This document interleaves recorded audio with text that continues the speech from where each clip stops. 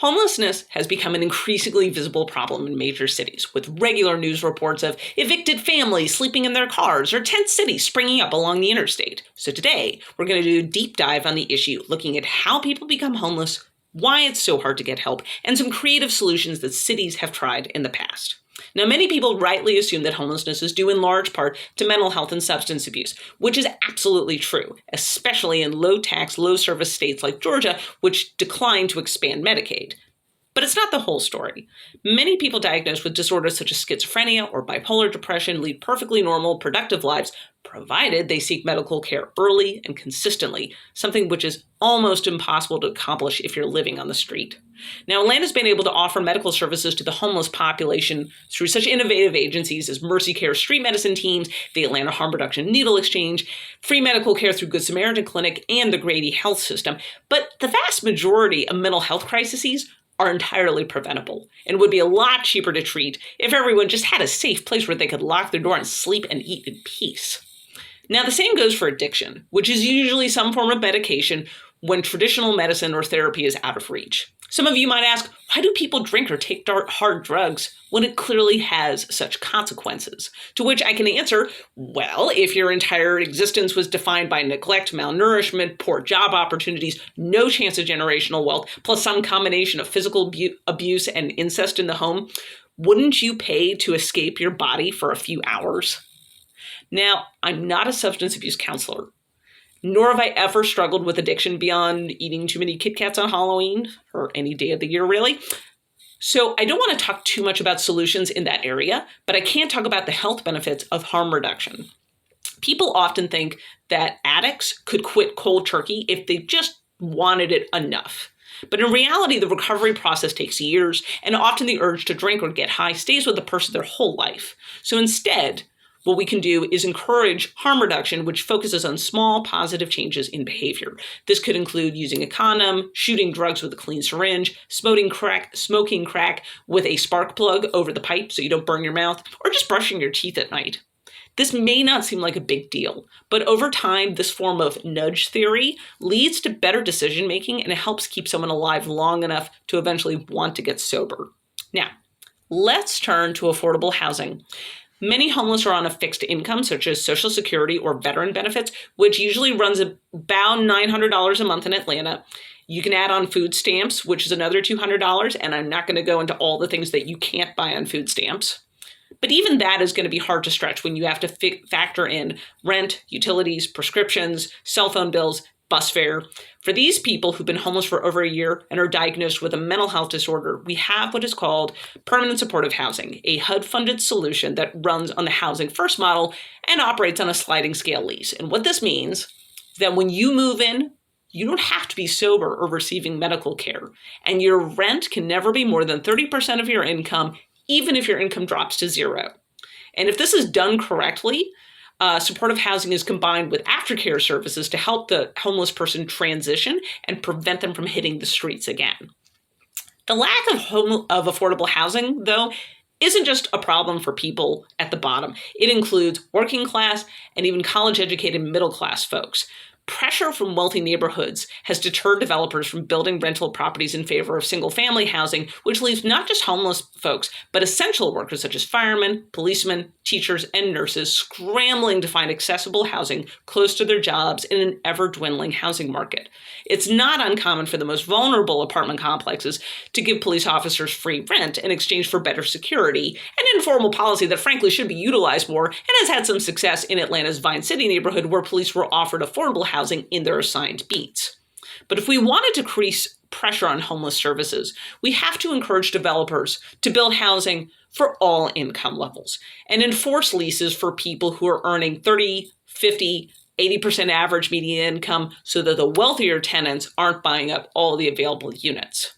Now, you might be asking yourself, don't we have agencies to deal with homelessness? Wasn't my mailbox stuffed with piteous letters over the Christmas season from the Salvation Army or the United Way asking me for donations? And that leads us to the second part of this presentation. Why is it so hard to get help? To which the answer is documentation, wait lists, and overloaded social workers. People have often told me that if they became homeless tonight, they would somehow handle it better than that poor slob pushing a shopping cart. But I'm here to tell you, navigating the homeless shelter system is a Kafkaesque experience that no one fully appreciates until they're in the thick of it. So I'm going to walk you through. Let's start with a situation that some of you may have experienced recently, that of being stranded in an airport where you don't know anyone, the hotels are full, and all the rental cars have been taken. Now, some airports will let you sleep on the floor until your flight is rebooked, but imagine you had to leave the airport and find a public shelter bed. Let's assume the airport is gracious and provides a list of shelters for you to call. You would have to call every number on that list because some numbers have been disconnected, some shelters closed, some changed numbers but didn't tell anyone, or some numbers work, but the social worker on the other line is completely burned out and has hid her phone under a pile of laundry. Now, let's say you get a person to pick up and they have a bed available for you that night. How far is that bed from your current location? Could you walk there with all your stuff on your back? Does the city you're in offer public transportation? And most shelters have a mandatory check-in time. Could you get to that shelter in time to check in? Now, once you arrive, many places ask for documentation. This is not the case everywhere. There are plenty of shelters that will waive the paperwork if they know it's your first time.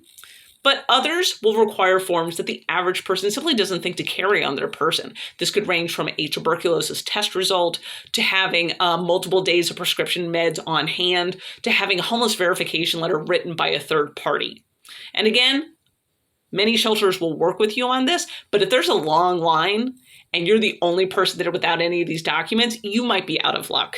Now, let's escalate the situation. Imagine you've lost everything. Your house burned down with your entire family in it. You slid into a deep depression that's prevented you from working. You've gone through your savings, and now you're a depressed, penniless, lonely figure on the side of the highway. You've lived like this for over a year.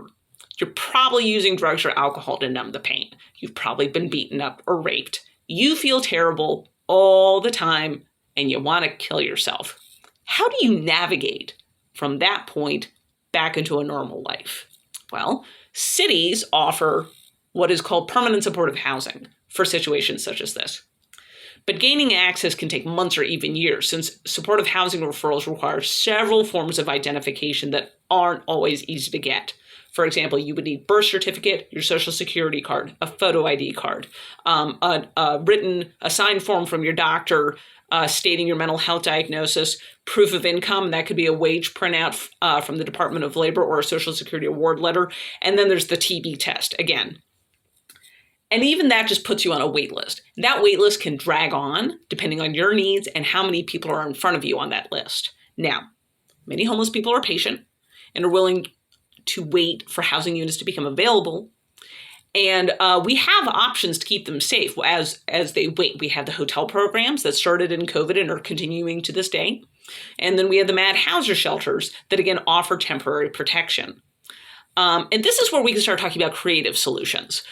So I will preface this portion of the lecture with the caveat that, of course, no one wants to build shacks in the woods. We shouldn't have to build shacks in the woods, but they're a lot better than sleeping on the concrete in the rain. So I've mentioned harm reduction earlier in this discussion about addiction, and the same can be done in homeless encampments. Tent cities have always been a part of city life, and they've become increasingly visible in downtown Atlanta since the closing of the Peachtree Pine Shelter, which was a low-barrier shelter that could take up to 700 people, and often the ones who were denied access to other shelters due to their criminal record, drug use, or their lack of ID. So that is where something like the Mad Houser shelters or the California Tough Shed community could come in. They go into pre-existing tent encampments, replace the tents with modular locking shelters, and then connect those clients to social services on site. Street outreach models like this are critical for many chronically homeless individuals who often have been living on the streets for years or even decades and are too sick to visit a hospital or homeless shelter to seek aid. One Mad Houser shelter runs about $1,000 in lumber materials. It doesn't require a poured foundation or pipes to go in the ground and can be erected by amateurs in a day. Hundreds of these shelters have been built in Atlanta, and many of those tenants are subsequently moved into housing, senior care facilities, or reunited with family members. They work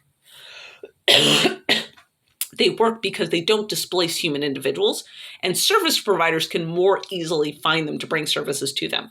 If you would like to build one in your own part of town, you can download the blueprints for free at www.madhousers.net.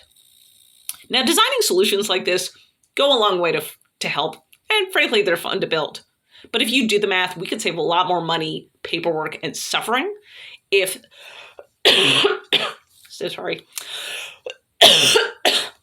if we prevented people from touching the homeless system to begin with.